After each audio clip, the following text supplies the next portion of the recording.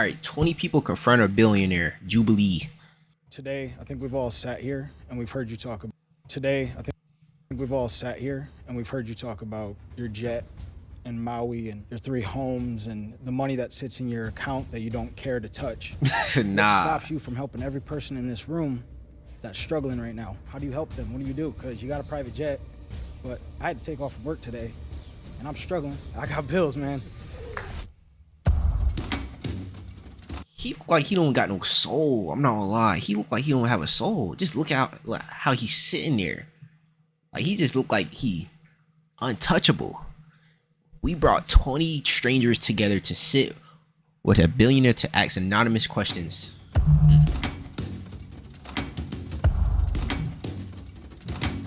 Nah, he just look like he's filthy rich. I'm not gonna lie. Like look at the way he's sitting. I'm John Morgan, the founder of Morgan & Morgan. Like he's talking, he's staring straight. Oh wait, Morgan & Morgan. Nah, this Morgan & Morgan. Wait, what's the commercial? I forgot the commercial. I ain't see the commercial in so long.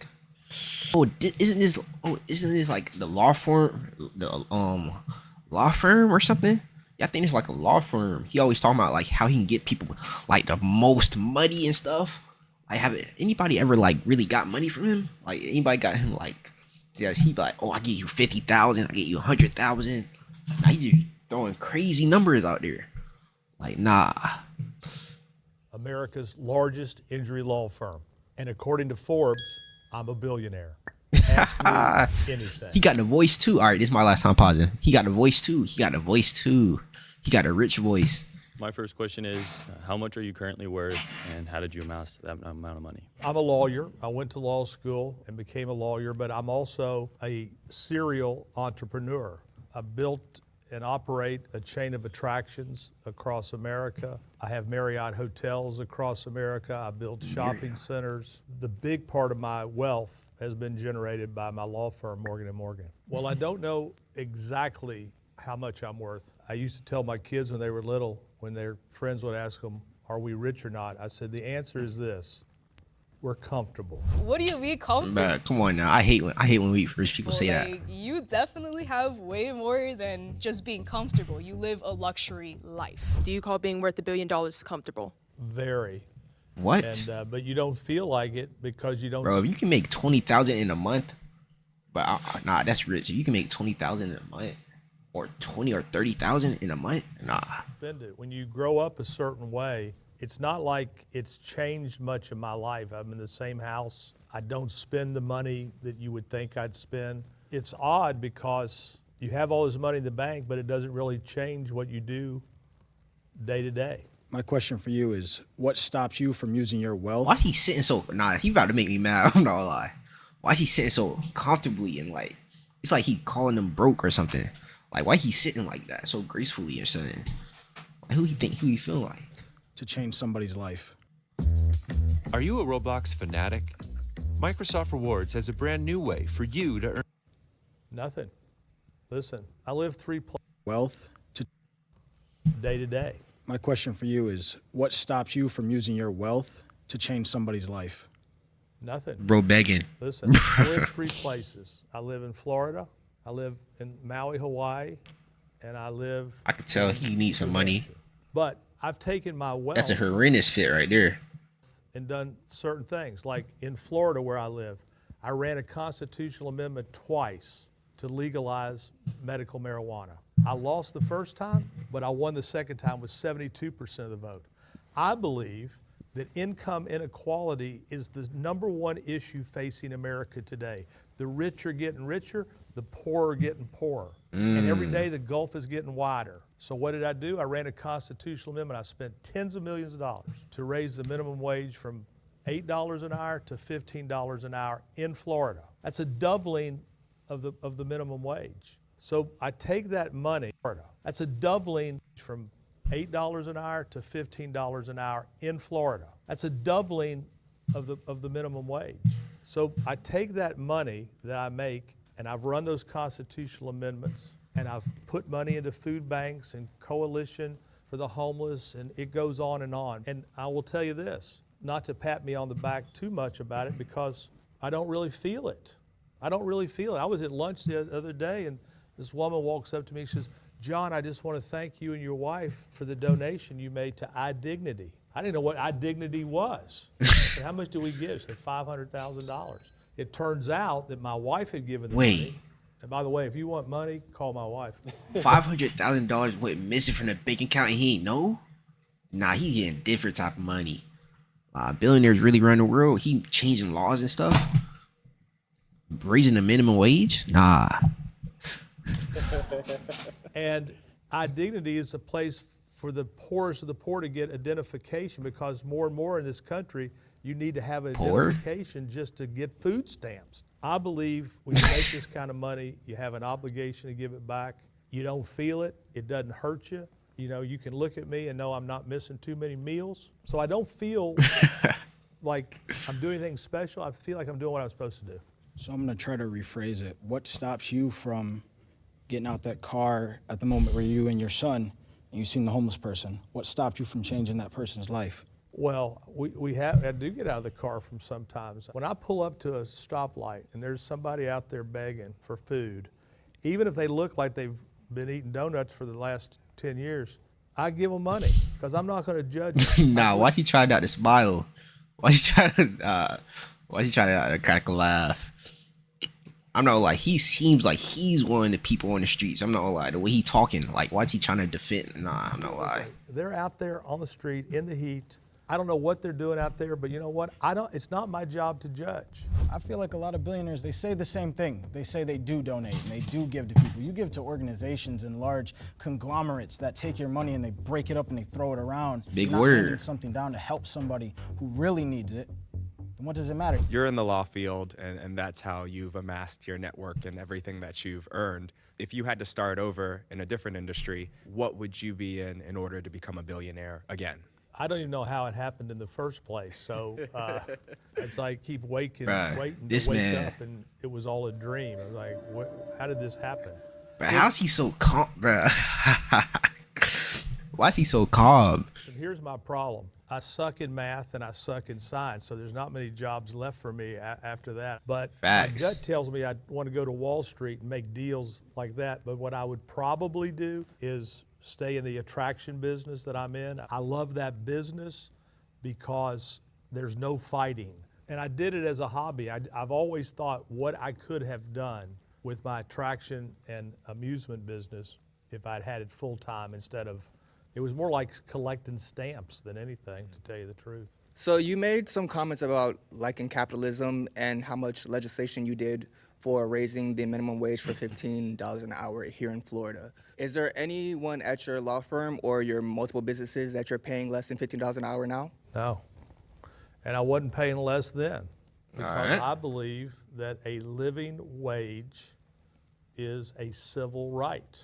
I also believe that retaining employees with a living wage and bonuses, it's good for business. I believe by paying more to my employees, I keep them, attrition is lower, and believe it or not, although it sounds backwards, I believe by paying more, I make more because I keep people, and my people are really all I have. So in your opinion, why aren't other billionaires doing the same thing that you're doing? Well, I think some are and some aren't. A lot of people have to, like once I raised the minimum wage here in Florida, all of a sudden, out of the blue, Universal raised the minimum wage to $15 an hour. I kind of took credit for that. At a certain point, when wages start to rise, business... Oh, I remember like Universal workers, I think they was taking like a stand or something. They was getting paid low. They needed more money or something. I think they was like protesting back in the day. I think I remember that. have to respond because if Universal's paying $15, then Disney's got to pay $15 because who cares if you're running Small World or Harry Competition. Potter? You're looking for a job. So you mentioned a little bit how you've put money into politics and things like that, and in the current political climate in the United States, our government's run by the billionaires, kind of for the billionaires. Facts. What do you think the moral role of a billionaire should be within the United States government? By and large, the opposite of what it is. These fat cats got so much money, but they want the tax laws to benefit them Like these hedge fund people don't even pay taxes. And so the billionaires are not satisfied with what they have. They want more and more and more and more. And what my worry is, this income inequality, at some point there's a breaking point. At some point you can become Cuba. And what I would say to these billionaires, you're gonna make this gulf so big and so vast, just because you don't think it could ever happen in America, just remember January 6th. Just remember them storming the Capitol. Those were the barbarians at the gate, and they were mad as hell. Barbarians. And you know what they're mad about? They were mad because they think they're going to fall further and further behind. They weren't mad, and they thought Donald Trump was the one that could do it for them. But that's why they stormed the Capitol. And when I saw it, I said, that could be our future if we let the haves and the have-nots get so separated. I think everybody knows that probably every single billionaire does evade taxes. No and socks? he did say that he wants billionaires to be taxed so high, but I can promise you he probably has found ways to evade taxes. We need to start with some socks. No, we need to start with some socks. Back in around like 1940s, you know, the tax rate was around like 90. Some socks and some pants. Higher than 90%, right? Would you be somebody that would advocate to bring back such a high tax rate in order to redistribute the wealth? I don't know about 90% because you got Those really like her around the house shoes.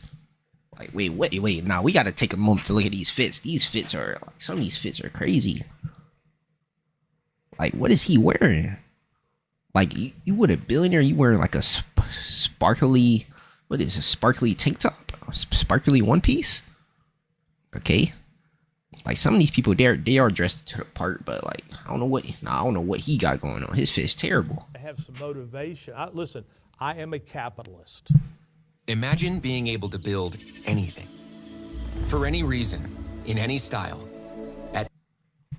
I believe in capitalism, but I also believe we have to do the most for the most with least. So when you mention capitalism, right? Capitalism is kind of inherently parasitical, right? You're gonna always take more from the workers. You're gonna put a profit on their labor that they're putting into the business. And I think now we're seeing that capitalism inherently causes these income inequalities.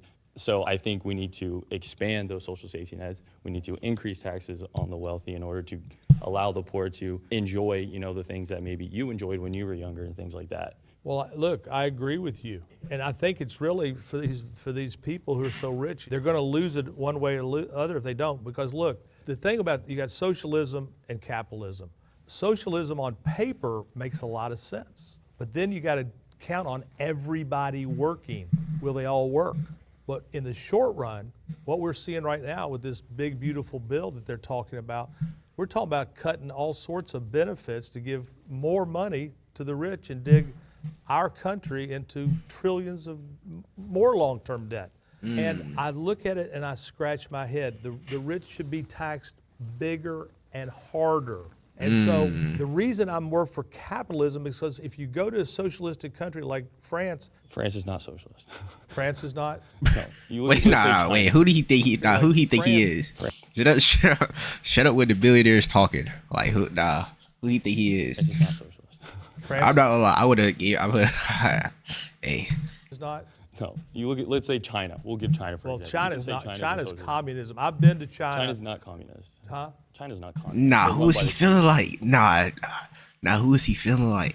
But they're not. What don't are have they? They're a socialist country. Socialist? Yes, and you Listen, look at their man, infrastructure. hey, you man, look at I've been to their China. wealth inequality, and it's All right, buddy. You know, pretty good. Have you ever been to China?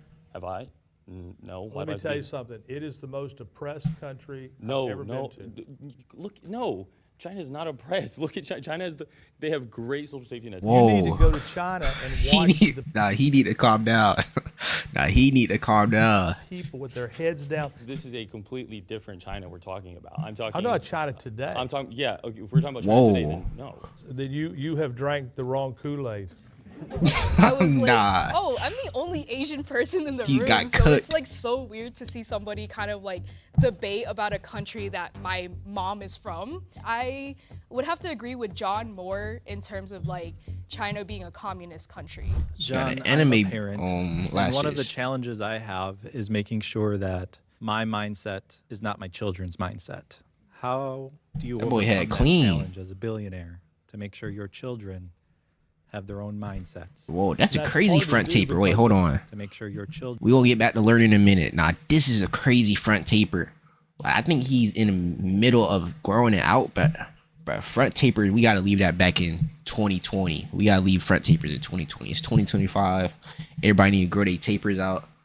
You know what I'm saying? Front tapers are not it. It's not gonna make your hair not recede. You don't need a front taper. It's just genetics, and you know, if it's like your hair is too tight, it's gonna like pull back. And if your dreads are like 5 pounds, your hair is gonna get pulled back. You know what I'm saying? have their own mindsets. That's hard to do because they live with you and they hear you. The interesting thing about life is you get older, you start listening to your children, you're like, they're stealing all my shit. Live with you and they hear. I don't know what he said. Do you overcome that challenge as a billionaire to make sure your children have their own mindsets? That's hard to do because they live with you and they hear you. The interesting thing about life is you get older, you start listening to your children, you're like, they're stealing all my shit. I said that, I did that. But what I used to tell them is this: when you're watching me, take the good parts and leave the bad parts. And the thing I used to tell my kids is the only thing that I want you to be, I don't care what you are other than this, I want you to be a compassionate human being. I want you to put other people first.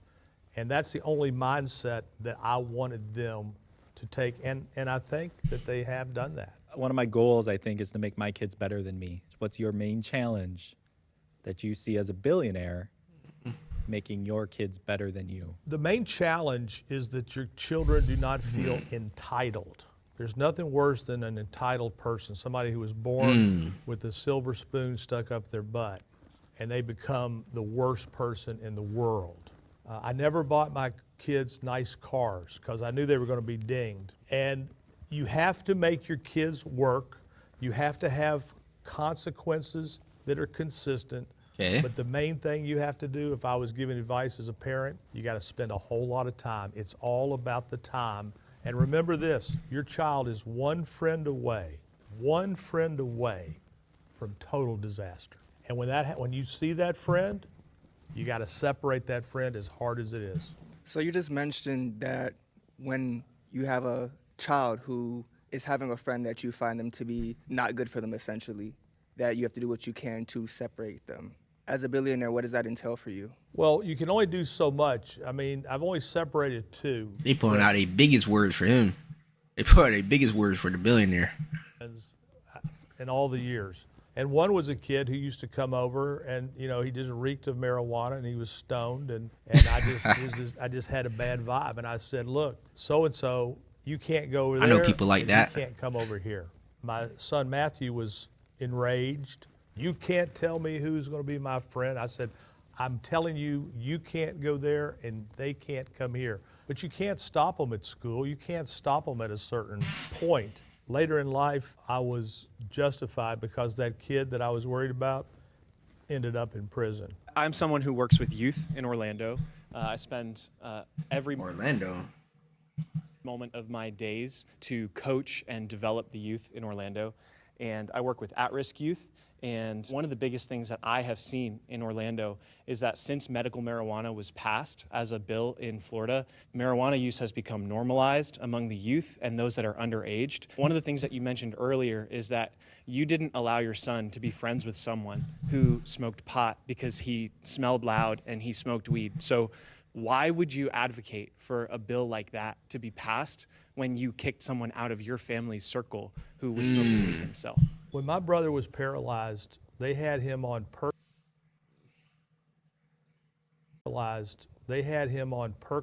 Xanax, and everything else. The only thing that gave him relief, immediate relief, was marijuana. Listen, I believe that marijuana use at an early age fries the mind. I drug tested my children a lot. And my son Matthew failed that drug test a lot. Nah. That boy was giving them drug tests? That's crazy. Rapid drug test is crazy. But here's the difference. Would I rather have my brother taking marijuana gummy or opioids, fentanyl? It's a no-brainer. So I don't think marijuana use is on the rise. Let me tell you something. If you want marijuana today, go to any middle school in America and we'll have a nickel bag real fast. Yeah. So do you feel that I'm not gonna lie. Everybody got it, bro. I'm not gonna lie. It's so easy. Everybody has it. there's an ethical gray area when it comes to use of marijuana or other drugs in the youth or in adults in our country? And do you think that that leads to potentially a ethical gray area for you as a billionaire as it relates to other things in your life? Medical marijuana, no way. Because listen, where I think the unethical conduct is coming from is from the pharmaceutical industry. Marijuana is a plant that was put into earth by God or by nature, and it works. I don't know how it works. Facts. I don't know how aloe works, but when you I like aloe. I love aloe. rub aloe on sunscreen, it goes away. So I feel very good. Aloe like really like a magic plant. I'm not gonna lie. Aloe is really a magic plant. Like you can just put it on like a scar or something, and like the scar just fade away. Aloe really like a magic plant. Morally, ethically, every single way about what I did with medical marijuana. And here's the proof in the pudding. 1 million people in Florida have a card, and guess who uses it mostly? People 65 and older. Go to the marijuana stores, look at the marijuana stores, look who's going in. It ain't kids, it's me. Yeah, so I'm still really confused about the marijuana thing. I feel like with a lot of billionaires, they do want to care for people, but they really don't want them around them. So that's what I feel that you feel with the marijuana. You're fine with people growing it. You're fine with people doing whatever. But right when it's in your house, She really came up here with no socks in her pajamas. This is crazy. don't really care about the person and you want them not around you or your family. I'd take a gummy every night. It's in my house. What are you talking about? Then why did you kick the person out of your house? Why he every cooking day. him like this? Why he cooking him like why he cooking him? Talking about Then why did you kick the person out of your house? He was a kid who I thought was not just that he's Cooked. addicted to marijuana. Cooked. He was a kid who I thought was bad news. I didn't think that he was smoking marijuana. I thought he was selling marijuana. Look, I think all of Matthew's friends smoke marijuana, and so that wasn't the issue. The issue was this guy might be a criminal. This guy is a bad influence. So don't take it the wrong way. Okay, so you Gotta kind get of 'em out of talked there. on like for-profit CEOs and things like that. I was just kind of hoping to hear your take on the current state of healthcare and what recently occurred with their CEO. Before I answer that question, I want to go back to the coach's question about marijuana, just so everybody understands where I stand. If John Morgan was king, I'd legalize marijuana all over the country, and I'd let you grow it at your house. So that's Wait, all what? over the country, Wait, what he said? and I'd let you grow it at your house. So that's how Why can't you grow it at your house though? If it's like a natural plant though, why can't you grow like why? It's a plant. Like it's a natural plant. Why can't you just grow it at your house? How can you like stop somebody from growing a plant? Like, is that what we supposed to do? Grow plants and stuff? Like, how can you say like stop? Like, bruh, we gotta pay for free water that's free. We really gotta pay for like water that's free, like that's already on the planet and stuff. We gotta pay for a lot of stuff. It's crazy. That's literally the dumbest thing. We gotta pay for water. I feel about marijuana. As far as the healthcare, think about this for a minute. There's only one place that we go ever, and we never ask what it cost. When you go to get your hair cut, what's the cost? When you go to buy a candy bar, what's the cost? When you walk into a hospital, none of us ever ask what it's going to cost. You can get a Tylenol pill over here for $20. It could be $1 at the other hospital.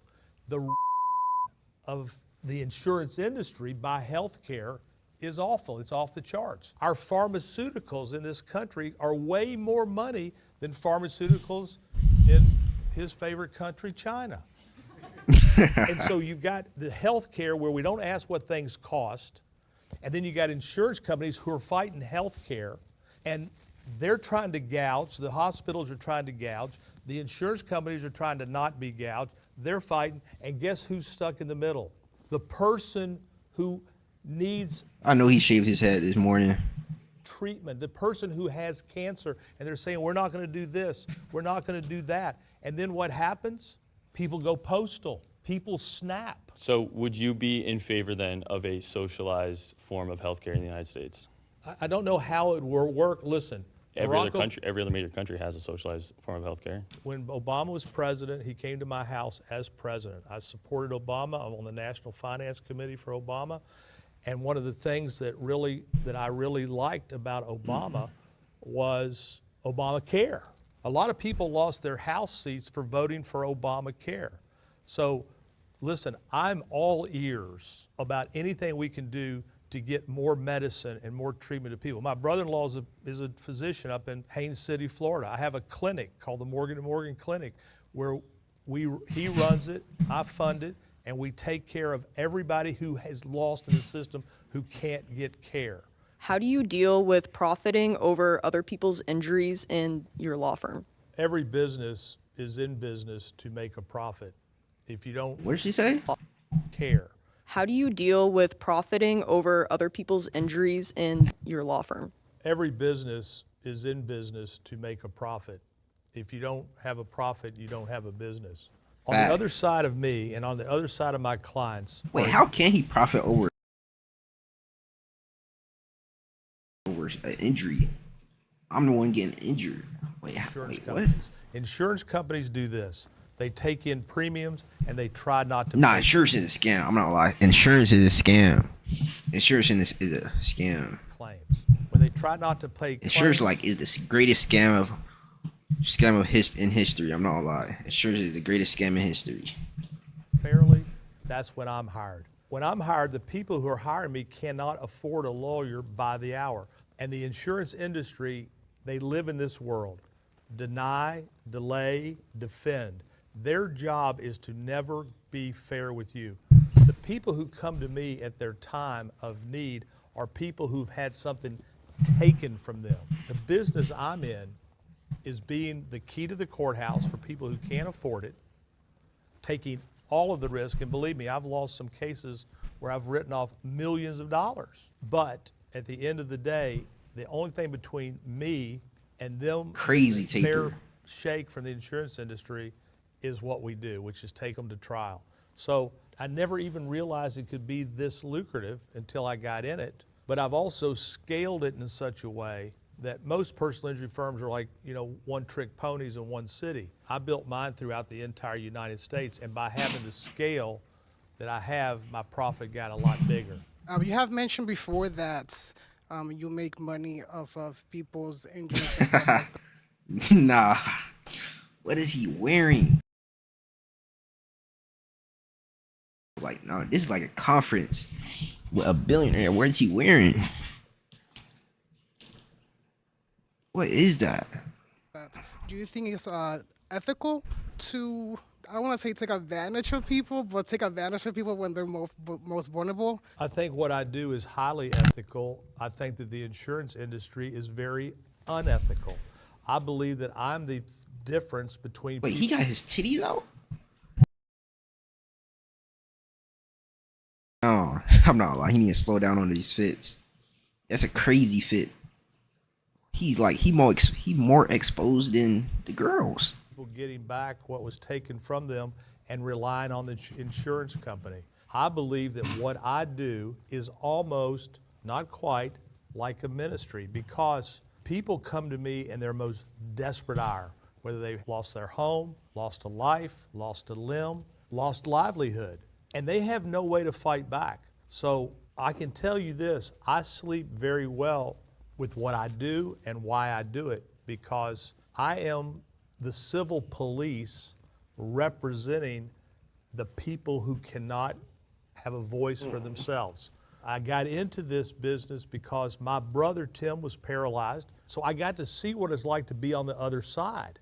I got to see what it's like to be the poor person that's being oppressed. And I'll tell you what, it is the worst feeling in the whole world to be hopeless, powerless, helpless. And when you get to step in and even the playing field and say, hey, that ain't gonna happen. And when they try to give you peanuts, we're like, we're not taking peanuts. When I walk into my lobbies throughout America, when I see those clients sitting there, I see my brother, I see my family, and I want to treat them exactly the way I would have wanted to be treated. Do you believe most billionaires and lawyers are compassionate? I think it all depends on the person. I believe what's helped me in my life was I came from a very difficult childhood with a lot of economic insecurity and alcoholism. Everything bad that you could think happened did happen. But the good thing about those things, if you take it the right way, is those things can generate later in life serious compassion on your part. Whenever I would see somebody homeless, I used to tell my children, just remember this, they don't want to be there. And once upon a time, that was a little girl and little boy eating an ice cream cone, swinging, having the time of their life. They don't want to be there. And don't judge them because we don't know how they got there. John, how do you care for your clients when you're done with them? I know your motto is for the people, but it seems like it's only for the client. Up until a certain point, the award is won, the case is closed. How do you take care of your people?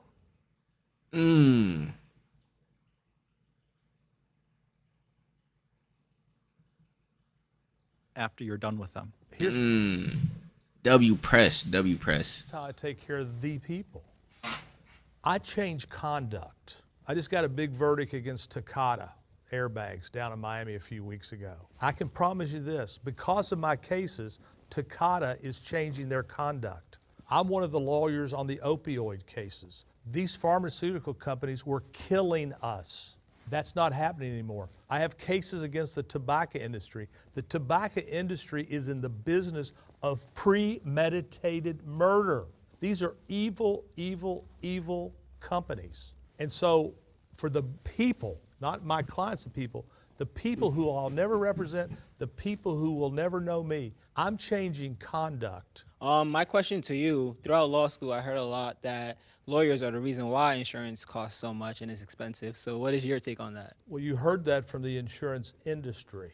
There's been tort reform after tort reform all across America. And you know why they have this, what's called tort reform, to take away your rights, my rights, their rights. They say, we're going to take certain rights away from you and your rates are going to go down. But here's what's never happened. They've never tied one of those bills to a mandatory decrease of insurance premiums. These insurance companies take premiums in, they make bad investments, and then they say, oh, the lawyers are causing us to make bad investments. No, the lawyers aren't the problem. The insurance companies who run their companies poorly are the problem, and they just want bigger profits. And by the way, wait, so like the insurance company and the lawyer, they got like some type of beef? They got beef? They beefing or something? When you go home, Google their profits. Google what their CEOs are making. They're not hurting. They're making a lot of money. If you lost all of your wealth tomorrow, what would be your next step in this struggling economy? Do you think you could pull it off? Do you think it could be just as successful? I think if I did this again, I would not be this successful. This has been a series of left turns and right turns, and all of a sudden you end up here. I'm not arrogant enough. I believe that 99% of what's happened to me is luck or blessings or whatever you want to call it. I'm a pastor, and one of the core tenets of many faith systems in the world is a rejection of possessions and wealth. Do you feel like you had to sacrifice part of yourself or your faith or your family to be able to get where you are today? Not at all, because my faith has been at the forefront of everything I've done. It's the teachings from my faith guide me not only in my life, but in my business life. And those lessons are fairly clear to me. Do I think I need to take a vow of poverty? I don't think so. If I'd done that, I would have been a Catholic priest. So no, I have never found a conflict in making money in my faith. I think the conflict would be if I made money and didn't use my money for what I've been taught to use my money for. What my goal is I don't live anywhere near what I make, except my jet, and that is excess. But I don't live that way, and my goal now is that I think my children are set. I do not want to leave the government one penny. I mean, if you want to see your money wasted, give it to Congress. And what I want to do is I want to do as much as I can while I'm alive and leave a huge amount of money into a foundation, and that will say at that foundation, faith without works is dead. I personally work at my family's cafe, and I was wondering, how much do you normally tip customer service workers that are in serving positions? $100. $100? I'll tell you why. We're a member of 3 different churches, and my wife gives away, I don't even know what she gives to these churches. But I am much more interested in leaving $100 tips for my servers and for the people who cut my hair than throwing $100 in the collection plate, because $100 to somebody can change their day. I got a case one time where a little boy was killed by a bus in Jacksonville. My investigator called me and said, I just think I'd tell you how we got this case. I said, how? He said, the woman met you once. I said, when did she meet me? 5 years ago. Where? It was Christmas Eve at Bob Evans. And I went there for breakfast with my daughter. And she told my investigator, and he left me a $100 tip. That's why she called me.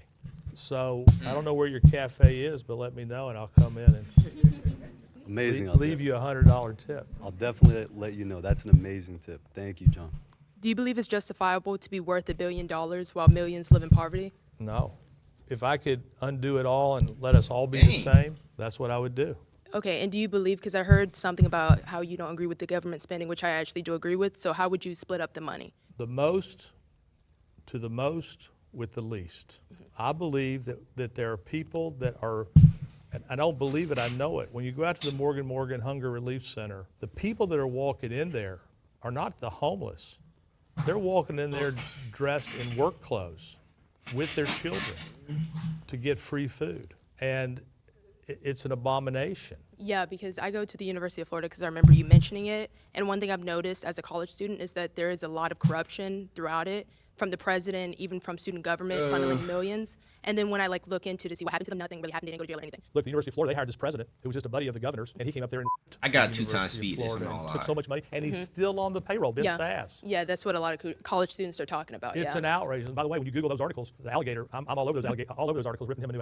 So you just mentioned that everyone's a politician now, but you also said that you also have done at least 2 different things with legislation. So would you consider yourself to also be a politician? Sorta. You know, everybody wants me to run for governor of Florida right now. When I go to the White House, they take me to the side and show me polling on me. And there's a side of me that thinks I could be good at it, but then there's a side of me that really enjoys living in Maui half the year. So I became sort of a politician because, listen, they were fighting me hard on the minimum wage. They were fighting me hard on medical marijuana. And I was out debating sheriffs, and everybody I was debating had a green suit on and a gun. So it's like, you know, a little hard to debate them. So I was sort of a politician because I was in the political realm, and that's why all this talk about me, about people wanting me to run for governor is percolating. So today, I think we've all sat here and we've heard you talk about your jet and Maui and your 3 homes and the money that sits in your account that you don't care to touch. I think we all have experienced at some point in time that moment that you talked about as a kid, sitting there hoping and praying that somebody would help you. So I guess my question that you didn't really answer, you just told me how much you have. What stops you? Dang, why he pressing him like that?